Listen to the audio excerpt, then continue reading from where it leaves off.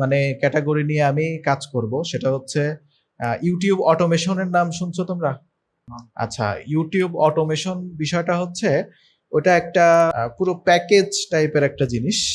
এখানে যেটা হয় যে এই যে আমরা ফেসলেস কিছু চ্যানেল দেখি না, ফেসলেস চ্যানেল বলতে যেখানে কোনো মানে ফেস, এই যে আমি এমন কথা বলতেছি এরকম ফেস থাকে না, দেখা যাচ্ছে আমি কথা বলতেছি, এটার ভয়েসের উপরে ডিপেন্ড করে কোনো একটা ভিডিও চলতেছে, কোনো ইনফরমেশন এই টাইপের ভিডিও চলতেছে, এগুলোকে হচ্ছে ফেসলেস চ্যানেল বলে। এই যে ফেসলেস যে চ্যানেল, এটাকে আমরা শুধু ফেসলেস চ্যানেল কি ইউটিউব অটোমেশন বলবো না, এমনিতে যারা ইউটিউব নিয়ে কাজ করে, এক কথাই পুরো ইউটিউবের যে প্রসেসটা, হ্যাঁ ইউটিউবের যে প্রসেসটা, এটাকে অটোমেট করার যে বিষয়টা, মানে অটোমেট বলতে কি, কাজটা অটোমেটিক হবে, ঠিক আছে, অটোমেটিক হবে ক্লায়েন্টের জন্য, আমাদের জন্য না। তো ওইটা একটা সার্ভিস টাইপের জিনিস।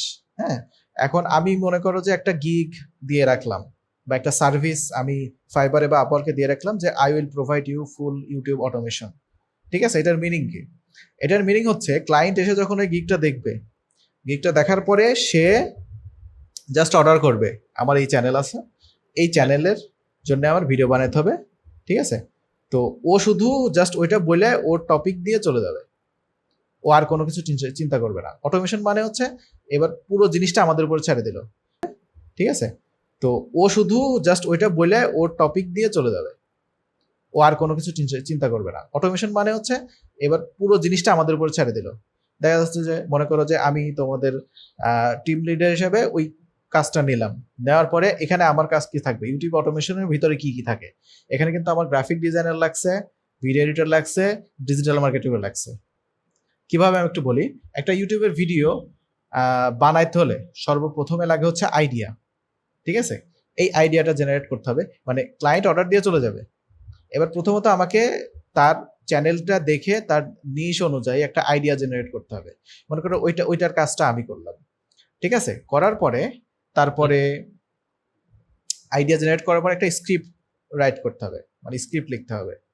স্ক্রিপ্ট লিখে দেখা যাচ্ছে যে 10 মিনিটের একটা ভিডিওর স্ক্রিপ্ট, ওইটা মনে করো যে আমি করলাম, করে এবার ওটা একটা ভয়েস ওভার রেডি করতে হবে, ঠিক আছে। ভয়েস ওভার রেডি করতে হবে কিভাবে, যে এখন যে 11 ল্যাবস আছে, এআই ভয়েস, ওইটা দিয়ে করা যায়। অথবা দেখা যাচ্ছে যে আমি চাচ্ছি যে আমার যে ভয়েস আছে, আমার ভয়েস ক্লোন করে ইয়ে করবো, ওটাও হবে। তো এক কথায় ভয়েস ইয়ে করতে হবে, যদি ইংলিশ কোনো ভিডিও হয়, ইংলিশ কোনো ভিডিও যদি হয় সেক্ষেত্রে ওই English video, English script ready করে ইংলিশ ভয়েস ওভার তৈরি করতে হবে। মনে করে এই ভয়েস ওভার তৈরি করা এই পর্যন্ত আমি করলাম, করে এবার ওই ভয়েসটা দিয়ে একজন এডিটরকে দিতে হবে, ভিডিও এডিটরকে দিতে হবে, যে ভিডিওটা এডিট করবে। এর সাথে সাথে ওটা একটা থাম্বনেল লাগবে, তাই না। এইবার থাম্বনেলের ক্ষেত্রে দেখা যাচ্ছে আমাদের গ্রাফিক ডিজাইনার যারা আছে আমাদের টিমে, দেখা যাচ্ছে যে সাব্বির আছে বা মাহিন আছে, এরা ইয়েটা করে দিল, ঠিক আছে, থাম্বনেল ডিজাইনটা করে দিল। থাম্বনেল ডিজাইনটা করে দেখা যাচ্ছে আমার কাছে ওটা ডেলিভারি করলো থাম্বনেলটা দেওয়ার পরে আমার কাছে তাহলে এখন কি আছে, আমার কাছে ভিডিও এডিট করা আছে, থাম্বনেল ডিজাইন রেডি আছে। এইবার মনে করো এটা আপলোড দিতে হবে, ক্লায়েন্টের ইউটিউব চ্যানেল আমাকে দিয়ে দিয়েছে, এবার ওখানে আমাকে আপলোড দিতে হবে।